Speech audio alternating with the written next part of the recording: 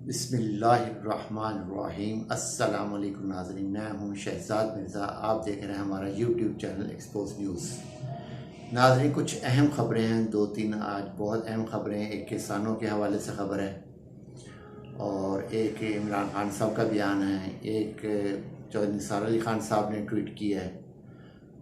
तो इस वक्त जो मजबूरी सूरत हाल है मुल्क की, वो बहुत गंभीर हो चुकी हुई है, ख़ास तौर पर इस्लामाबाद की।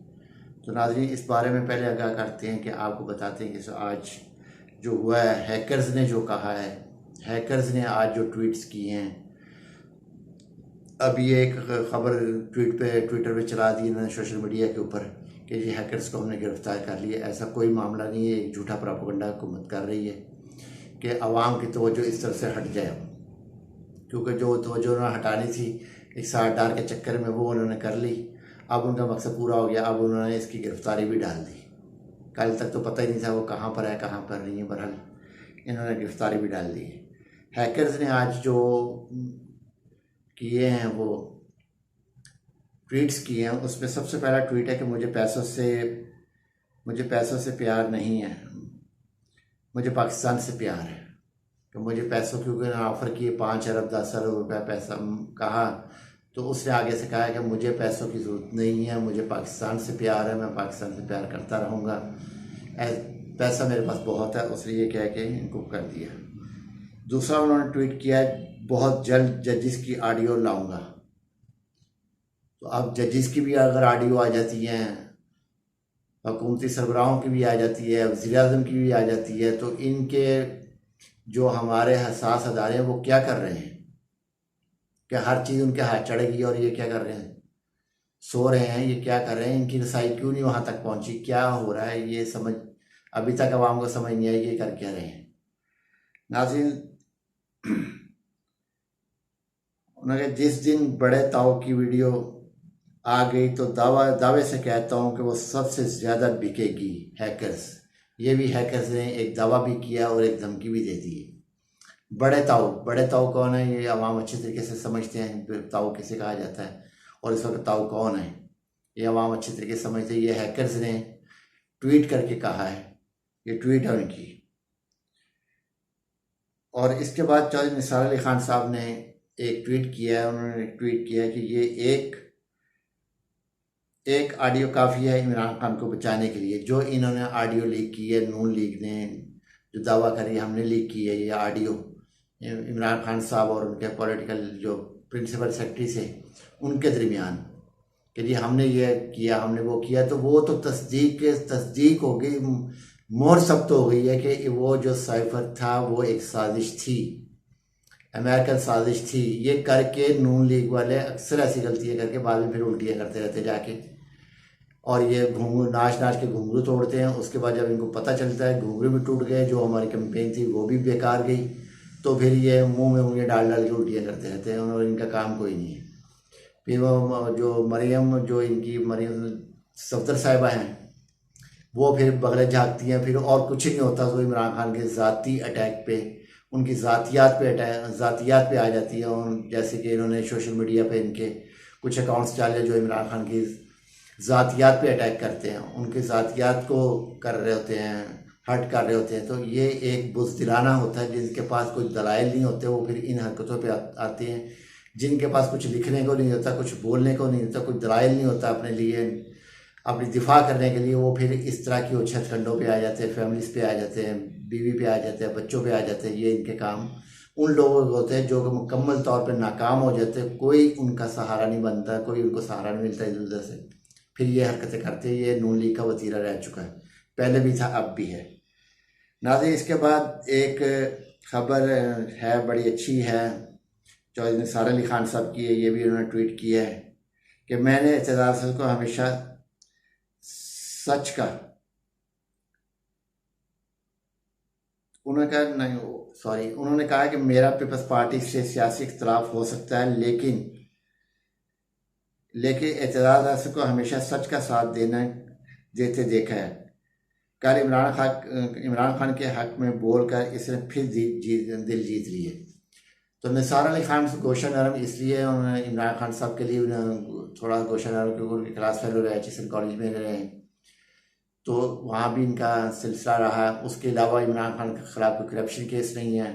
ये एतज़ाज़ हसन साहब को भी पता है कि इसके खिलाफ कोई करप्शन केस नहीं इमरान खान के। वो हमेशा हक सच की बात करते हैं, जबकि वो पीपल्स पार्टी में हैं और सीनियर रहनुमा हैं और उनके कानूनदान भी हैं, उनके लीगल एडवाइज़र भी हैं, साबका वफाकी वज़ीर भी कई दफ़ा रह चुके हैं। तो नाज़रीन, इन्होंने इस चीज़ को साबित किया है कि इमरान खान एक सच्चा आदमी है। तो एतज़ाज़ हसन चौधरी निसार साहब का कहना है मुझसे, एतज़ाज़ हसन जिनके लिए बोलते हैं वो एक अच्छे साफ़ सुथरे इंसान के लिए बोलते हैं, हर एक के लिए एतज़ाज़ हसन साहब नहीं बोलते। तो नाज़रीन, ये एक ख़बर थी, आपको बतानी थी। अब आ जाए सबसे बड़ी जो ख़बर है, जिससे बहुत बड़ी ख़बर है, वो इतनी बड़ी ख़बर है आपको पता चल जाएगा इसहाक डार पाकिस्तान कैसे आया, किस डील के ज़रिए आया, किस तरीके से आया, क्यों लाया गया और कौन लेकर आया इसको, ये सारे, और इसको लाने का किरदार किसका था, ये आपको नुमाया करके बताता हूँ।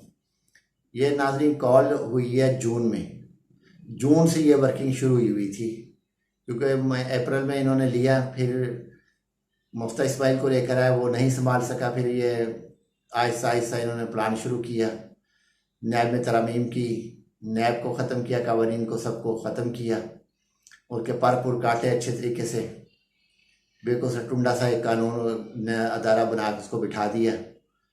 तो फिर वो कॉल भी लीक हो चुकी है, जिसमें मरीम नवाज़ ने ये कहा है कि इसहाक डार को वापस लेकर आना है, अंकल इसहाक डार को लाना है। तो अंकल किसको कह रही है? अंकल कह रही है शहबाज शरीफ को। शहबाज शरीफ ने कहा अच्छा मैं उसकी मैं रिपोर्ट बनवाता हूँ। मरीम नवाज़ कहा नहीं नहीं नहीं, रिपोर्ट नहीं बनवानी, उसको मैं मनवा लेती हूँ, उसको मैं राज़ी कर लेती हूँ, वो आए कहे राज़ी हो जाएगा, आप उसके खिलाफ ना कोई रिपोर्ट बनाए, ना कुछ उसको कुछ कहें, ना उसको दबाव में ले, तो मैं ख़ुद कर लूँगी। तो नाज़रीन, ये एक औरत जो है, अब फ़िलहाल मौलाना फजल रहमान के लिए महरम और गैर महरम भूल गया। ये एक औरत किस तरह जाके मनाएगी जज को, ये बड़ा सवालिया निशान है मरीम नवाज़ के और मरीम सफदर नवाज़। ये बेहतर रहेगा, क्योंकि सफदर भी तो इसके बाप के टोड़ों में पल रहा है ना। तो मरीम सफदर नवाज़ जो है ये, अच्छा जैसे बिलावल भुट्टो जरदारी है, तो इस तरह मरीम सफदर नवाज़ हो गई है। तो मरीम सफदर नवाज़ जो हैं, इनके लिए एक ये सवालिया निशान है, क्या उसको पैसा दिया है, क्या उसको लालच दी है, क्या कुछ उसके साथ किया है, क्या नहीं किया, ये तो मरीम सफदर नवाज़ ही बता सकेंगी। तो नाज़रीन, ये बहुत बड़ा एक इशू है जिसपे उन्होंने कहा है कि मैं मना लूँगी। इसहाक डार के केस सुनने वाले जज साहब जो थे, उनका नाम था बशीर साहब, मोहम्मद बशीर जज हैं। इन्होंने नैब के जो जज थे इनको बनाने की कोशिश की और बनाने में कामयाब भी हो गई वो। और उन्होंने, क्योंकि उधर नैब का बिल पास हो गया था, उधर से इन्होंने जज साहब को बोल दिया जी आप तो कुछ कर नहीं सकते, पर हमने काट दिए हैं, आप बेहतर है कि आप रिलीफ दे दें। वो रिलीफ उसको मिल गया। गैर आइनी तौर पे आके उसने हलफ भी उठाया, जो कि हलफ नहीं उठा सकता, सेनेटर का हलफ नहीं उठा सकता वो शख्स, क्योंकि 60 दिन होते हैं, 60 दिन के अंदर अंदर हल्फ उठाना था, मगर इन्होंने हल्फ बाद में उठाया। तो नाज़रीन, ये एक बहुत अहम खबर थी इसहाक डार साहब की। और इन्होंने जो है, उन्होंने क्या, अदालत के आगे इसमें दो चीज़ें होती हैं। जब एक इश्तिहारी मुल्ज़म किसी भी वजह पे अपने मुल्क वापस आया जाता है, अपने इलाके में वापस आया जाता है, अपने सिटी में आ जाता है, अपने सूबे में वापस आया जाता है, किसी भी सूरत में आ जाता है, इसके दो वजूहात होती है, दो तरीक़ों से ये शख्स बच सकता है। या तो वो अदालत के आगे सरेंडर हो जाता है, जी मैं आ गया हूँ, मुझे आप हथकड़ी लगा लें, ठीक है जी। एक तो ये मामला होता है जो इसके ख़िलाफ़ जो होता है। दूसरा जो मामला होता है वो अदालत की मर्ज़ी होती है, उसको उस माफ़ी पे छोड़ते ही है या नहीं छोड़ती, या उसको सज़ा देती है। मगर अक्सर अदलिया जो है, अक्सर अदलिया की जो हिस्ट्री है उनकी तारीख बताती है कि इश्तिहारियों को कभी छोड़ा नहीं जाता है, हमेशा अदलिया उनको जेल ही भेजा है। ये शायद पाकिस्तान की तारीख में चंद एक वाक़यात में से एक वाक़या ये भी होगा कि एक इश्तिहारी मुल्ज़िम जो 5 साल के बाद आया, उसको तनख्वाहें भी दी जा रही हैं 5 साल की। ये देखें, एक इश्तिहारी मुल्ज़िम फ़रार हुआ मुल्क से, कोई उसके पास नहीं है कि वो कुछ कर सके। मुल्क को तबाह करके चला गया है, इकॉनमी मुल्क की तबाह कर दी, हर तरीके से इन्होंने मुल्क को तबाह किया इसने, इस शख्स ने। इसके खिलाफ तमाम सबूत भी पेश हो गए हैं, तमाम सबूत इसके निकले हैं मनी लॉन्ड्रिंग के जो इसने किए हैं, क्योंकि अकाउंटेंट ना मनी लॉन्ड्रिंग करना अच्छा जानता है। ये चोर तो है ना, ये तो चोरी में तो कोई मसला ही नहीं है। हजवेरी कहाँ से आए, इसके दुबई में अपार्टमेंट कहाँ से आ गया, बच्चों के पास पैसा कहाँ से आया। बच्चे क्या इन शरीफ ख़ानदान के और जरदारी ख़ानदान के बच्चे शुरू से करोड़पति थे, अरबपति थे, इनके बाप दादा अरबपति थे। इसका बाप तो पेंशन लगाता था, ये अरबपति कहाँ से हो गया। तो पाकिस्तान का पैसा लूटा हुआ है। जब इनसे बाहर पूछा जाता है, एंकर्स इनसे पूछते हैं, झूठ बोलते हैं वहाँ बैठ के। जब एंकर्स आके क्रॉस करते हैं, चुप कर जाते फिर आगे से। तो इलाजी ये बहुत बड़ा अलमिया हुआ है पाकिस्तान की तारीख में, पाकिस्तान की अदलिया में बहुत बड़ा ये एक सवालिया निशान है कि एक मफरूर को, इश्तिहारी मुल्ज़िम को वज़ीर ख़जाना का ओहदा दे दिएगा। जितना बड़ा मुल्ज़िम उतना बड़ा ओहदा। तो ये पहले तो पुलिस के बारे में मशहूर था, फिर FIA में मशहूर था। इस किस्म के छोटे जो हमारे अदारे थे, जो डायरेक्टर लेवल थे, इंस्पेक्टर लेवल था, सब इंस्पेक्टर लेवल था, SP लेवल था, यहाँ तक तो ये पहले बोला जाता था। मगर अब ये पॉलिटिशियन में भी आ गया, जितना बड़ा करप्ट पॉलिटिशियन उतना बड़ा उसको ओहदा भी मिलेगा। अब इसको वज़ीर ख़जाना बना दिएगा। अब वज़ीर ख़जाना में इन्होंने करना क्या है, मसनूई, जैसे कि 2013 से लेकर 2018 तक मसनूई मईशत चलाते रहे। जब ये हटे हैं तो धड़म से मईशत नीचे गिरी जाके, डॉलर ने परवास की है, हर चीज़ महंगी हुई है। ये अब फिर माइन बिछाने आए, मुआशी माइन बिछाने आए मुल्क को तबाह करने के लिए। ये मुल्क सही करने नहीं आए। जो भी कह रहा है, ये सोच रहा है कि ये इसाक डार कोई बहुत लायक आदमी है, बिल्कुल लायक आदमी नहीं है। ये अकाउंटेंट है, वो भी एक इज्जत दी जा रही है अकाउंटेंट है, वरना ये मुंशी का काम कर सकता, मुंशीगिरी अच्छी कर लेता है, जैसे ये करता आ रहा है माजी में। और इसने मुल्क को जितना इसने नुकसान पहुँचाया, इसने और नवाज शरीफ ने मिल के, इसने तो यहाँ तक कह दिया था मैं जो मर्जी करूँ, वज़ीर आज़म भी मुझसे पूछने का मिजाज नहीं है। मैं स्टेट बैंक को जो गवर्नर है उसको भी मैं कुछ नहीं बताऊंगा, जो मैं कहूँगा वो चुप करके करता जाए, मुझे कोई किसी के आगे जवाब दे नहीं। ये वो वज़ीर ख़जाना था जिसके आगे कोई पूछा नहीं जाता, जो मर्जी पॉलिसी बनाए, जिसको मर्जी कहे। जैसे गूगल वाले लोग आए थे, ये पाकिस्तान में भी आए थे, इंडिया में भी आए थे, उन्होंने कहा जी हम यूनिवर्सिटी यहाँ पे IT यूनिवर्सिटी बनाना चाहते हैं। इंडिया ने मोस्ट वेलकम किया उनको ज़मीन दी, उनको सब कुछ दिया, जो उन्होंने मांगा उन्होंने दिया। इस वक्त IT में इंडिया बहुत आगे गया हुआ है। तो दूसरी जानिब जब पाकिस्तान में आए तो यही सागडार जो मुंशी सागडार है, जो टार्जन है, इसका मुआशी कत्ले आम का जो टार्जन है, इस शख्स ने उनसे कमीशन मांगी थी, मुझे क्या मिलेगा यूनिवर्सिटी बनाने का, आप यूनिवर्सिटी तो बना रहे हैं, हमें मुझे क्या देंगे आप।